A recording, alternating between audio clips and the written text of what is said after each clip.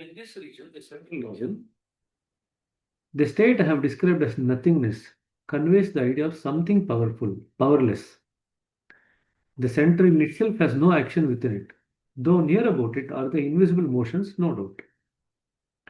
It conveys the idea of something motionless and mute.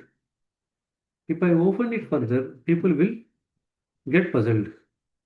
It is infinite within itself, and one will plunge into the sea of wonder and amazement as if he steps further. It is concerned purely with the anubhava of the highest type. Expressions and imaginations fail altogether. I shall be very glad if anyone, after higher attainments, offer me a job for this humble service, to be able to go near the center and feel that realm of inactivity. Now, God is generally described as having all power. We call him Almighty because we have some force within us which we think we have to be part of the big power. The power we see in us is the outcome of that big action which develops into power. So, yesterday we spoke about it, action to power. You can better understand it if you take up the example of the electric dynamo. We spoke about all these things, the terminals, the magnets, everything we spoke. Now, have you understood the idea of nothingness or zero? This is the greatest philosophy I am revealing. People may grasp it or not in the beginning, but in due course they will surely begin to realize it as such. Mysterious are the ways of God, as they say, because the mystery behind the scene is hidden from them. The naked form of God appears only to those who really go swimming in the waves and reach near about the center. I assure you that this is all my reading of nature or anubhava in true sense. It is all due to the thorough practice of Raja Yoga and the blessings of my master that lie pouring upon me in every fiber of my being.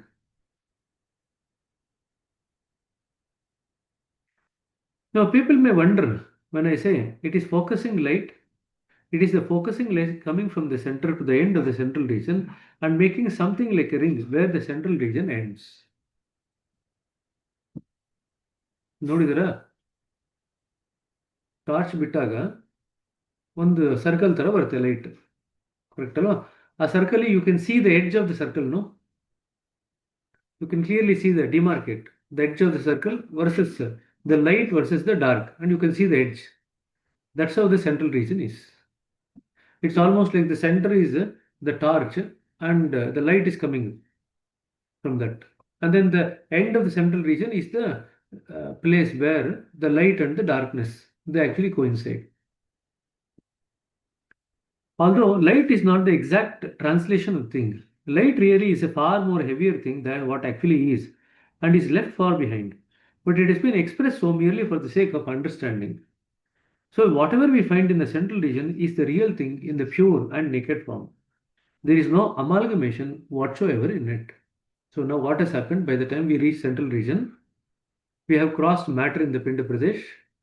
We have crossed Chaitanyata or consciousness in the mind region. And now we are in the realm of the real thing, which is beyond matter and consciousness. That is what he is meaning. So, this is the broad concept. So, you cross matter in the Pinda Pradesh, you cross Chaitanyata or consciousness in the mind region, and then you enter into the central region where there is only reality. Still, you are not in touch with the purest essence of reality. In the central region, there is still something which is impeding. The awareness is there, the gross identity is there. They are all impeding your actual perception of reality in the true sense. But still, it's the closest to the reality. You now come very close. Serena. So, matter aitu, Chaitanyata aitu, now you are in the realm of the reality, the central region. Whatever we find in the central region is the real thing in the pure and the naked form. There is no amalgamation whatsoever in it. Now, to enter this region, we have to cross what is called above as a ring. And it's only the force of one's master which makes his way smooth into that region, the central region, where the powerful thing which I have called light for mere understanding ends.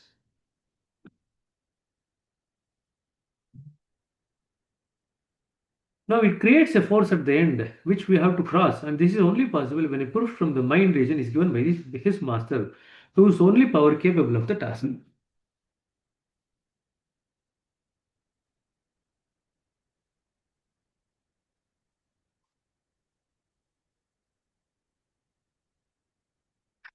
ಈ ಕಡೆಯಿಂದ push ಮಾಡಬೇಕು. ಆ ಕಡೆಯಿಂದ ಇನ್ನೊಂದು ಕಡೆ ಓದಿದ್ವಿ, ಏನು ಓದಿದ್ವಿ ಜ್ಞಾಪಕ ಇದೆಯಾ? ಸೆಂಟ್ರಲ್ ರೀಜನ್ ಎಂಟರ್ ಆಗ್ಲಿಕ್ಕೆ ಮುಂಚೆ they something that comes as help. ಒಂದು 2-3 ದಿವಸ ಮುಂಚೆ ಓದಿದ್ವಿ. ಯಾರಿಗೂ ಜ್ಞಾಪಕ ಇಲ್ವಾ?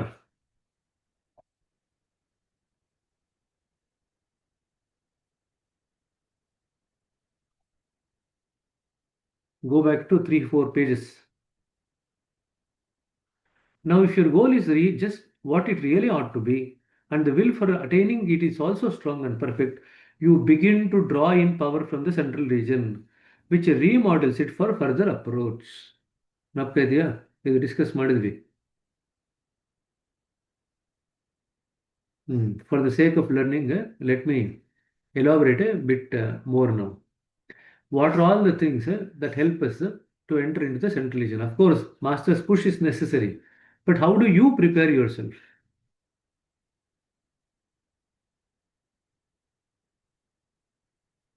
What is mind region? What is there in the mind region?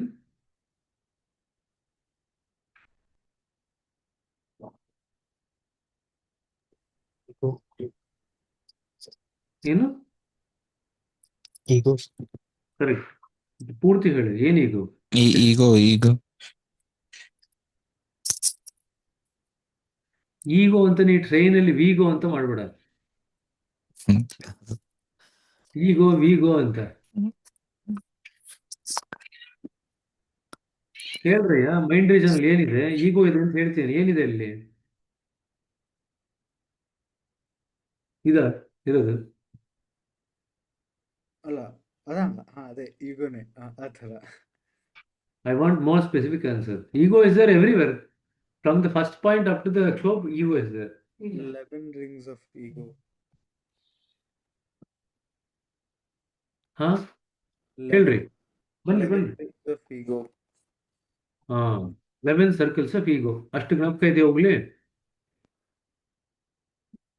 ಈಗ ಅದರಲ್ಲಿ ಫಸ್ಟ್ 4 ಪಾಯಿಂಟ್ಸ್ ಇದೆಯಲ್ಲ, 6, 7, 8, 9, ಅಲ್ಲಿ 4 ಸರ್ಕಲ್ ಆಫ್ ಈಗೋ ಇದೆ. So the first 4 points have 4 circles of ego.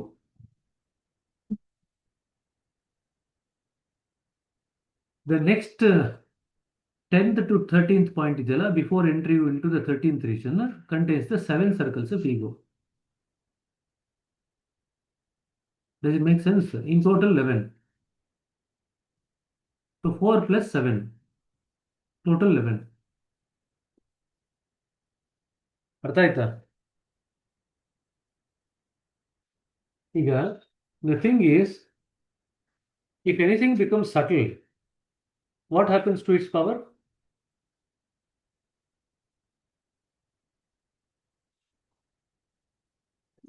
Sorry, can you say that again? If what becomes subtle?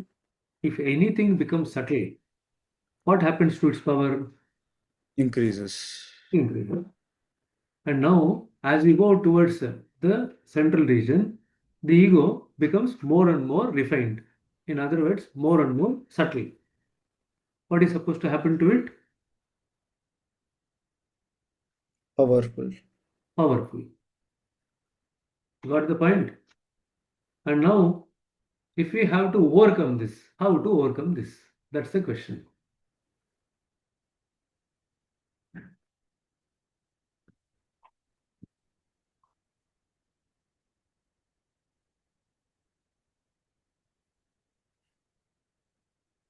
So how are we supposed to overcome this? Dependent on master. Good. One part of the answer is dependence on the master. Remembrance. ಏನಪ್ಪ? Constant remembrance. Constant remembrance. ಆಯ್ತು. ಆಮೇಲೆ ಎಲ್ಲದಕ್ಕೂ constant remembrance ಅಂತ ಬಾಣ ಹೊಡಿತಾನೆ ಅವನು ಭರತ್. ಹಾ ಸರ್ವರೋಗಾనికి ಸಾರಾಯಿ ಮದ್ದು ಅಂತ. All problems in spirituality will be solved by constant remembrance, which is true also. ಆಯ್ತು. Practice. ಹಾ Practice. practice. Okay. Anything else?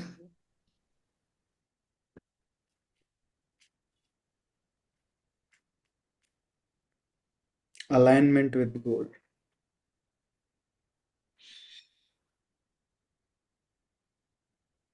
With what? Goal. Alignment with the word, alignment with the goal. Goal. ಏನು ಬರೆದಿದ್ದಾರೆ ಇಲ್ಲಿ? If the goal is really what it ought to be and the will to go towards the goal is strong and perfect, then what happens? You begin to draw power from the central region. As you go near the central region, say in the 11th, 12th, 13th point, you start drawing power from there. See, 3-4 things needs to come into picture. The goal should be very clear.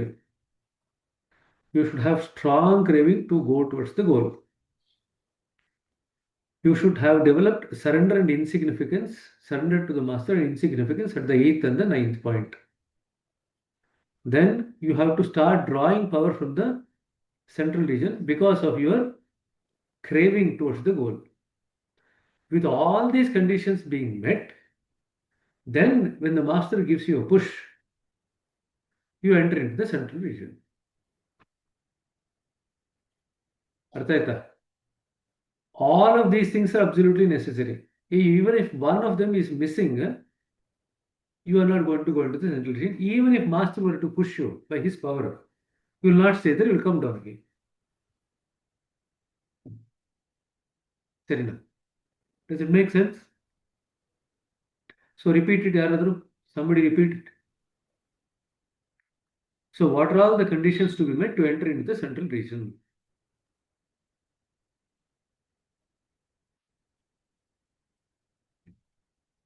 ಹೇಳ್ರಿ ಯಾರೋ ಒಬ್ರು ಎಲ್ಲ ಒಳ್ಳೆ ಬೊಂಬೆಗಳ ತರ ಕೂತಿದ್ದೀರಾ. Sudha sister will tell, she has written it. I don't want people to write it and read it from it. I want you to put it here, not in the book. Okay, writing in the book is okay for revision. Main alignment to the goal. Alignment. So goal should be clear and alignment Very to the clear. goal. Enough. One point enough. Don't repeat Okay. it. Let the other people also say something.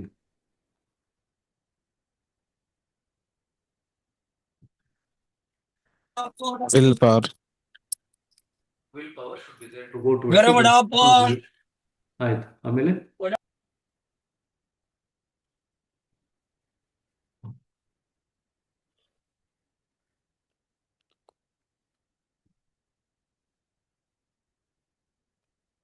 ಹೇಳಿ ಕೇಳಿಸ್ತಾ ಇಲ್ಲ.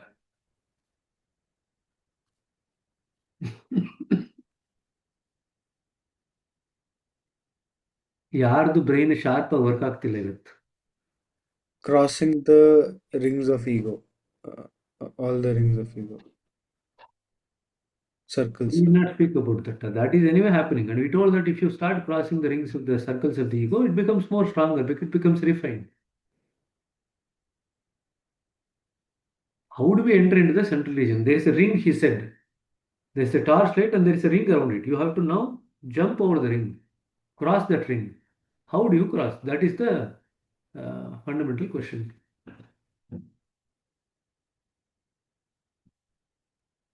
Only master can take us. That is the last thing. What is your preparation? This is what everybody is doing. Let everybody think everything master only do. I will not do anything.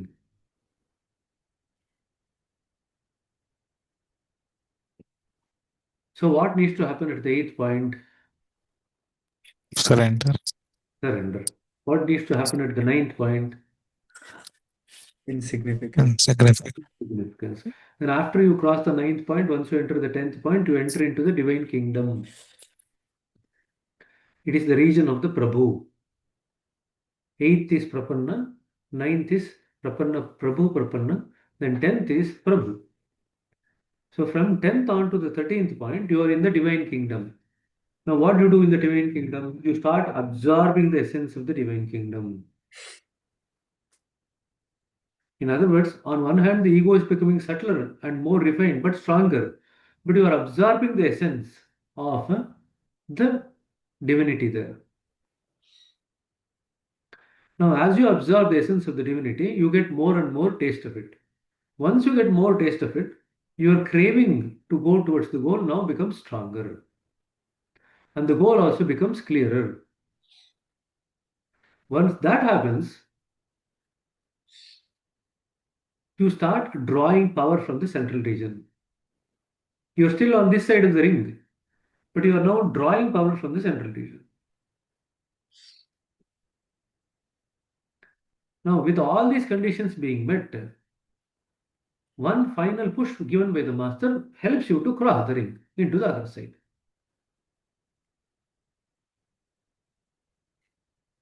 Sirna.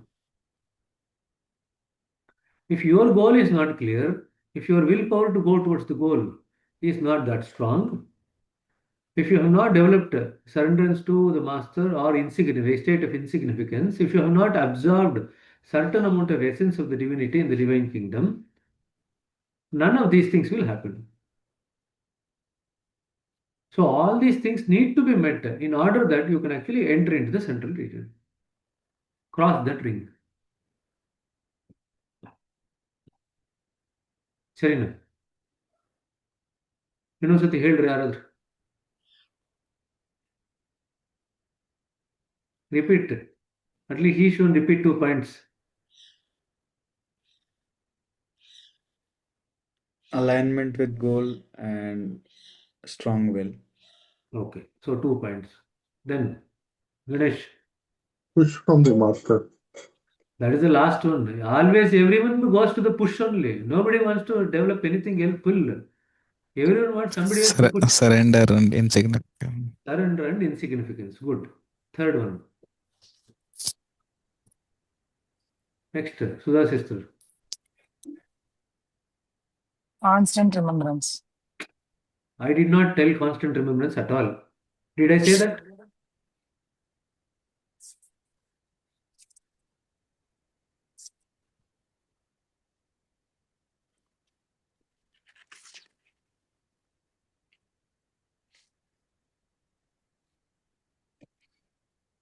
Drawing the attention from the center. Keep craving. Not the attention from the center. No, something else.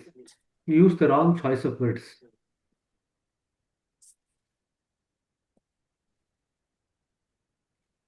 Power. So drawing the power from the center, Power. central region, as you go nearer to the central region. But before that, something else needs to happen.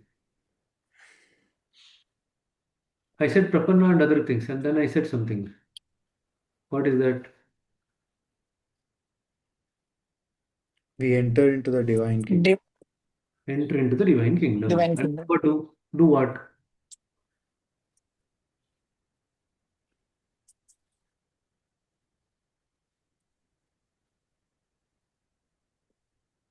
After you enter into the central region, the divine kingdom, what do?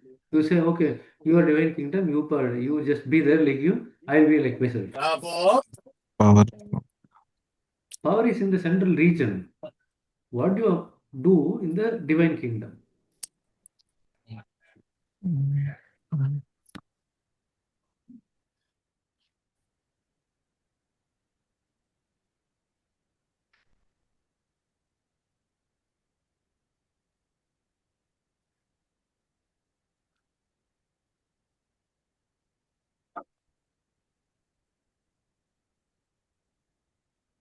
Refine the ego and align with the goal more.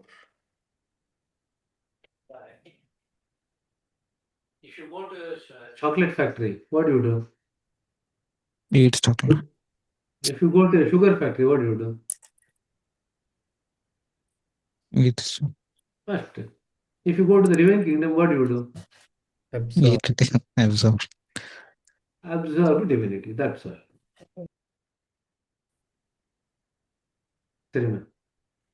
So, 8th and 9th point, surrender and insignificance. Enter into the divine kingdom at the 10th point, and from 10 to 13, start absorbing the essence of the divinity in the divine kingdom. Then, as you nearer to the central region, you start drawing power from the central region. With all these conditions being met, lastly, a push given by the master helps you enter into the central region. So, 4 points.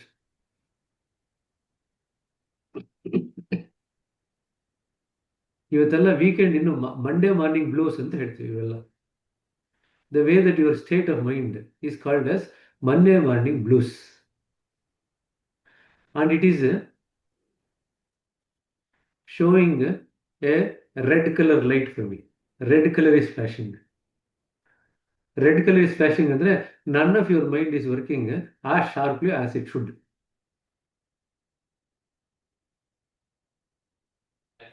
It is still engrossed with all the samskaras that you seem to be carrying as a burden. Bharat ಅಂತೂ ರೈಲಲ್ಲಿ escape ಆಗಿದ್ದಾನೆ. ನೀವೆಲ್ಲ ಏನ್ ಮಾಡಿದ್ದೀರಾ? ಮನೇಲೇ ಇದ್ದೀರಲ್ವಾ?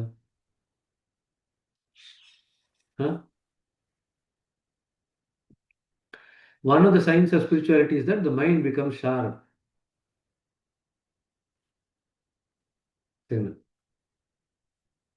The mind doesn't become, what do you say, muted or lazy or lethargic. It is so sharp that you can just cut through the flak. It's sharper than a diamond.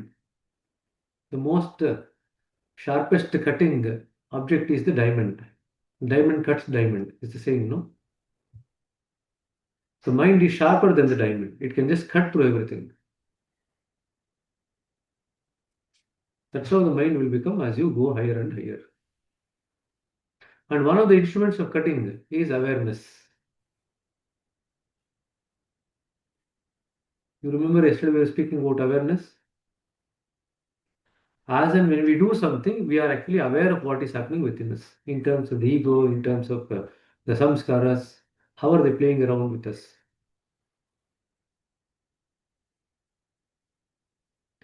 Majority of the people take time just to develop this awareness. First, you have to learn to develop the awareness and then use it to cut through all the muck and go to where you are supposed to go. There is a dilemma in the mind region, I versus you. And there is again dilemma in the mind region, fear of missing out. I am young, I need to align to youngsters, to align to their samskaras. But I want to go to the goal fastest. These are two opposite things. If you are young, you can go to the goal fastest, provided you let go of all the so-called common youngster samskaras.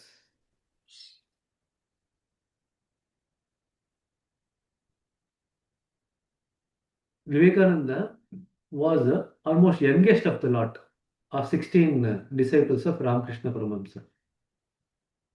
He did not say, no, like all other youngsters, I also want to go and play cricket. I also want to go and play football or some other game. Why? His craving towards the goal was so strong. If you want to go towards the reality, the fastest at the youngest age, you need to be ready to let go of some of the samskaras that you would otherwise have with youngsters. So you have a choice. You can go on, continue to develop those samskaras with the youngsters, or you can say, okay, this is for them, this is for me. And then you can actually work on that. For example, say there are 30, 40 students in the class, and out of 40, 30 or 35 are playing most of the time. And 4 or 5 are reading. Now you cannot have both. To some extent you can have. But ideally, if you want to achieve good amount of results in the exam, you need to align more towards reading, studies. You have no other choice. Occasionally you can align for playing. But if you align towards the playing most of the time, then you are not going to go towards the goal of actually getting better results in the exams. You got the point?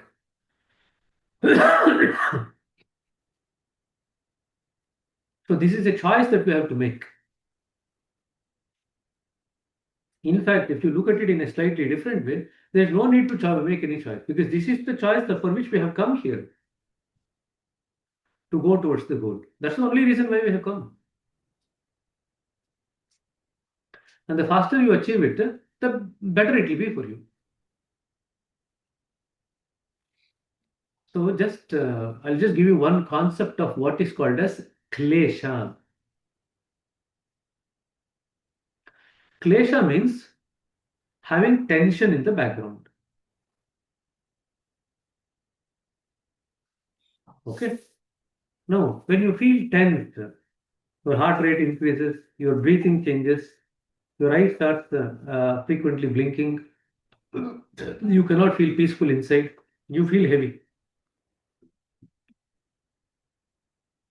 This is the manifestation of the klesha. Now, why this concept of klesha suddenly in between? We were just having that session with authentic yoga yesterday. This is the central theme of that particular thing. Our entire sadhana is to get out of the influence of the klesha. That's all. Now, in other words, you can call that as samskara also. Nothing wrong with that. Although by definition they might be slightly different, but in effect they are both the same. They create tension in the system. In the most basal state of our existence, we are tension free. Now, in a 24-hour cycle, when is that you are in the most basal state of your existence?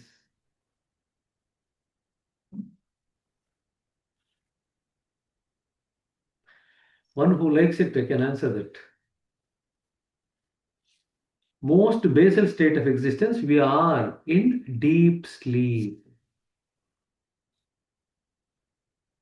But we have no awareness of what exactly is happening in deep sleep. Now, just look at it. After that, what happens? After that, you actually start dreaming. So there is an addition to the basal state. There is the basal state still. On top of it, you have the experience of the dreams. Now you wake up in the world, the basal state is still there. There is an addition of the waking world into it and all the experiences associated with the waking world. Okay? Clear till now?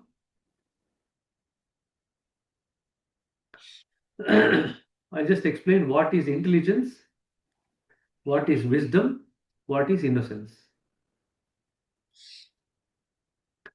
In the waking state, we accumulate a lot of things into our system.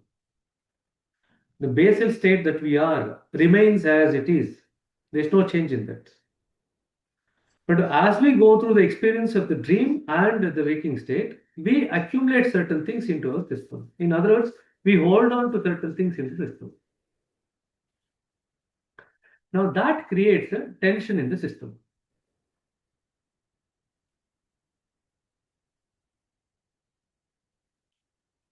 An intelligent person is one who recognizes this pattern of what are all the things that they have put in. They recognize certain patterns in it. Using that pattern, they actually want to lead a better life here at the physical and mental level. They are intelligent people. For example, you are taught alphabets and you write the alphabets so frequently it gets reinforced. And when you are asked a question in the exam, write the alphabets, you are able to repeat it far more early than other people. I'm just giving you a very simple example, basic example. Now this holds good as you go higher. As you come higher, it's concepts. You pick up the concepts, you hold the concepts in your mind, and not only you hold the concepts, you know how to work with those concepts better than others.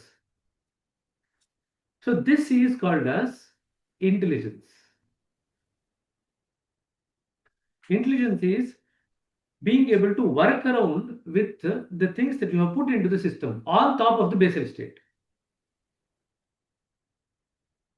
Does it make sense?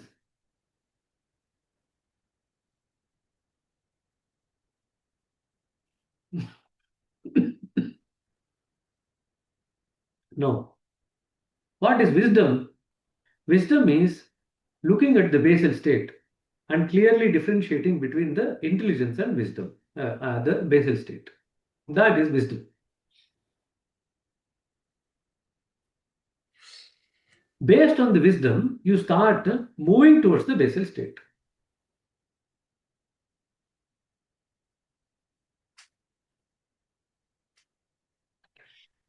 If you cannot differentiate between these two, there is no question of wisdom. Now the question comes, how do you develop this differentiation? That's where awareness comes in. Awareness helps you to differentiate what is the basal state like and what is an addition to the basal state. That's all. Clear? The role of awareness in developing wisdom. Without awareness, there is no wisdom. Only with awareness, you can develop wisdom. Now, going further, you have developed the wisdom that this is the basal state and this is the addition that you have made to the basal state. At least to that extent, you are now aware. Now you make a decision to go towards that state, be established in that state. That is the practice. Spiritual practice is that only. You make a decision that you want to go to your basal state and exist at the basal state. That existence of the basal state is eternal. That is beyond the time and cause. You have now made a decision or conscious choice of going towards that eternal existence of yours. Now, this choice that you have made has come out of the wisdom, and that further leads to more refinement of the wisdom.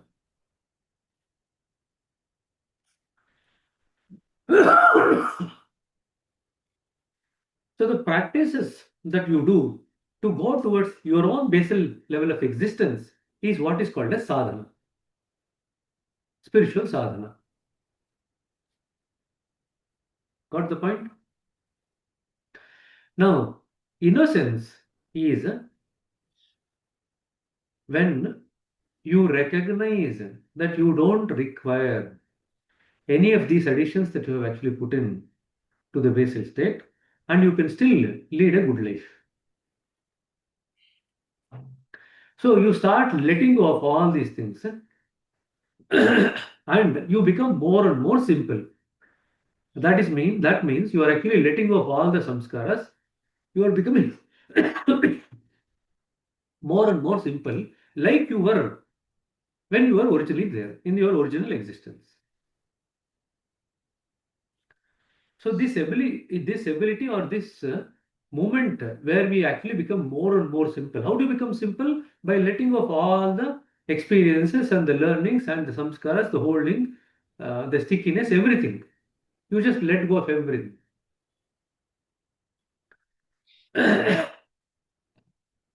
Then you are said to be simple.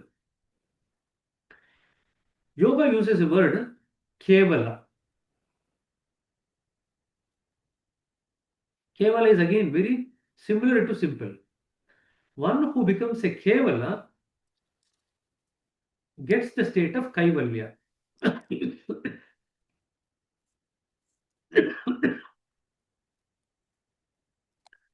So when you actually, for example, go back to a small child, there are children in your house. Does the child, a baby or a small child, have awareness that they're innocent?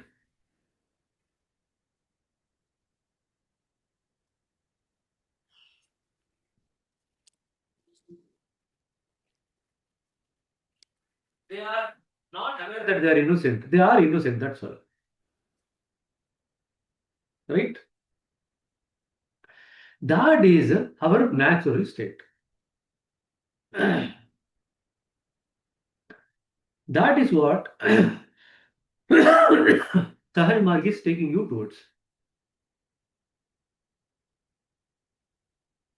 When we say it's the natural path, when you go on the natural path, you establish yourself in the natural state.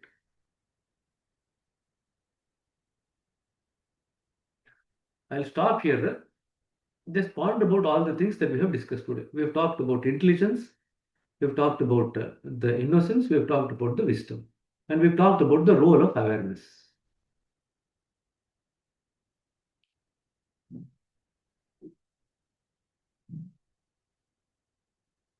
All of us in that original state of existence is the same. That we shall discuss some other day. What is that original state of existence?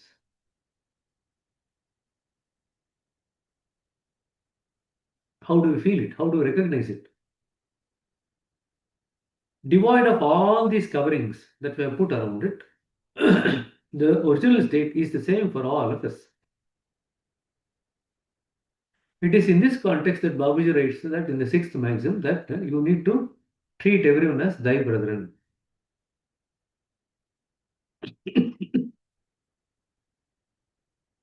Okay. But I did not tell you how to go about doing it. It happens naturally in meditation, but we don't recognize it, what is happening in meditation. In every session of meditation, you're actually becoming more simple. Whenever you bring down the activity of the mind, you are going towards simplicity.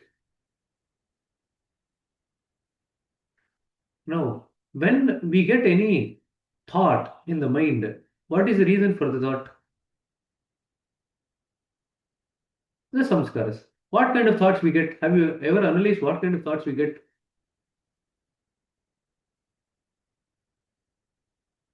It's always in the context of why, where, when.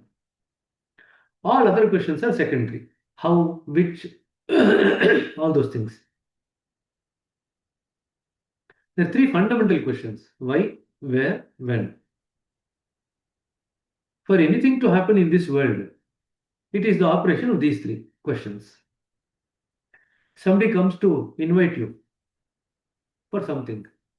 You'll ask, why have you come? You'll ask, where is the event happening? Then you're going to ask, when is the event happening? Once you have checked these three, then you'll ask, how are you organizing the event? All other questions. Who are all participating? Which company is sponsoring? All other questions come later on. But these three are the primary things. Now, when the mind establishes in a state of rest, when these three questions are also not asked, they are allowed to come when it is necessary. Then you are in the realm of pure reality. Because the reality is all the time. That doesn't change. Now, what people call as unreal?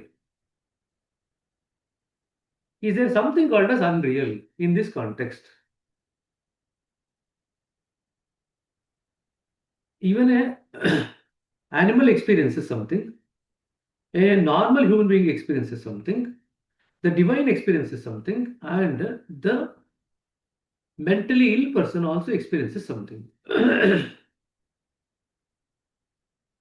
The apparatus that they are using in terms of experiencing anything is the same for all of them. It is awareness. However, what they experience or what they grasp of the experience is different depending on different coverings. Animals have a certain level of evolution, so they can only perceive to a certain extent. Humans have a different level of evolution, so they can perceive far more clearly the reality. A mentally ill person is having a distorted vision, although even a normal person is having a distorted vision, the mentally ill person is having an even more distorted vision. So their experience of the reality is totally different, although the apparatus that they're using for perceiving the reality is still the same, the awareness only. That doesn't change. And a God or divine person also experience the same reality, but they use the same awareness without so much coverings as a normal person. The difference between a divine, normal, and a mentally ill person is that the number of coverings is more. The more the number of coverings, more the distortion. I'll stop here. I don't know to what extent you could grasp. Even if you have heard little bit and you are able to kind of just keep it part of it, oh, there's something called as klesha, and that creates tension in the system. If you just learn these two things, that is enough for today. Serena. Now, one simple clue I will give you. At any point of time in life, you are feeling tensed. You are under the influence of klesha. At any point of time, if you are feeling tensed, you are under the influence of klesha. Okay? Just learn to recognize this with awareness. Then other things will actually follow in due course of time.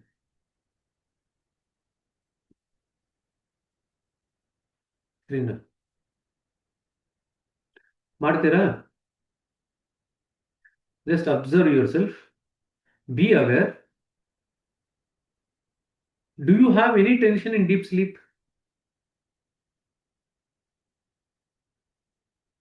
I need to go and check there. Let me sleep and come back. No, last time I slept last night, I didn't know about klesha. Now that I know about klesha, let me have one more round of sleep and come back. ಯಾರು ಹೇಳ್ತಾರೆ ಈ ತರ? ಯಾರಿಗೆ ನಿದ್ದೆ ತುಂಬಾ ಇಷ್ಟ ಇದೆ ಅವ್ರು ಹೇಳ್ತಾರೆ. ನೀವು ಲಾಸ್ಟ್ ಟೈಮ್ ಹೇಳ್ಕೊಟ್ಟಿರಲಿಲ್ಲ, ಈಗ ನಾನು ಇನ್ನೊಂದು ರೌಂಡ್ ನಿದ್ದೆ ಮಾಡಿ ನೋಡ್ಕೊಂಡ್ಬಂದು ಹೇಳ್ತೀನಿ ರೀ.